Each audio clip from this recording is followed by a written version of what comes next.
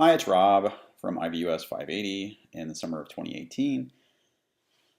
And today we're going to talk about robots, automation, and labor markets, where we have been, where we are presently, and where things may go into the future. So the robots, they're coming for our jobs, right? The Restaurant Workers Union is preparing to strike in Las Vegas this week in order to set preemptive measures in an attempt to protect against automation and job eliminations. So with this being a relevant topic in the news, I thought it was something appropriate for us to discuss this week. Automation has been transpiring for a number of years. It's inevitable, it is not new. The cotton gin depicted here and other automating tools have been around for hundreds of years and have continued to change and reshape the labor markets for many, many years. In fact, Homer and his descriptions of Hephaestus in the Iliad in his workshop go back as far as 800 BC, where Hephaestus had automated tripods that walked around in his workshop and to and from Mount Olympus. Automation has improved safety for workers. Things like high voltage welding, blast furnaces, and explosive devices can now be much more easily managed, and the safety issues that used to be paramount with these items can now be more easily mitigated. It is a fact some jobs and categories of jobs will be eliminated.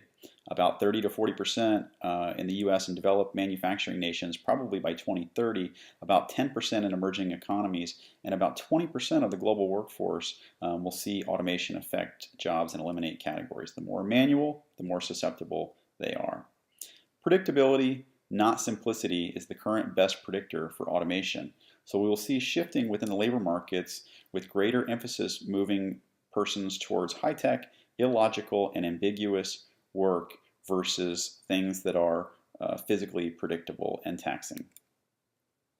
Skilled engineers and developers are going to be needed to create and develop the robots.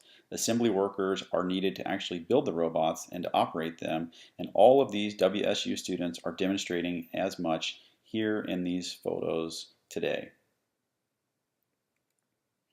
AI is progressing, and some robots can and do program and operate themselves.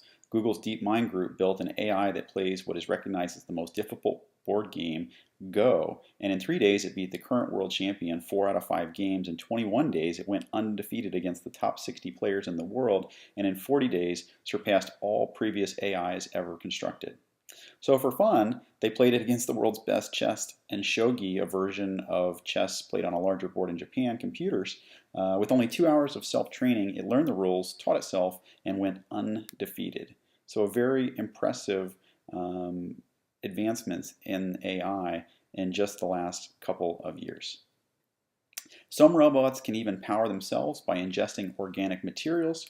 Of course, humans are organic, so some have raised alarm bells about this trend, especially in military applications where it has been proposed for use. I can obviously understand where persons may fear being ingested by robots. Robots may eventually be able to construct other automated equipment and even robots themselves. This will likely lead us to technological and medical breakthroughs, and it may also bring some regulations as moral and societal norms for some become blurred and challenged.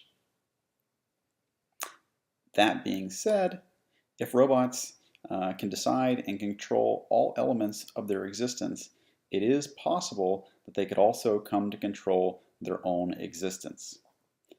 This is the doom and gloom dystopian future that some proclaim as inevitability.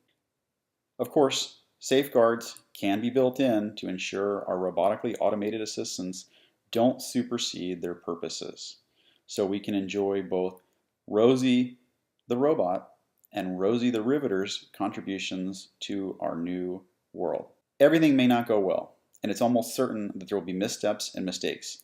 At this point, it is hard to say what those will be. And no matter your feelings on this, backbreaking labor and simple monotonous tasks will soon be relics of the past. We have a long way to go before we reach dystopia, if that's ever to happen, so smile and enjoy the ride.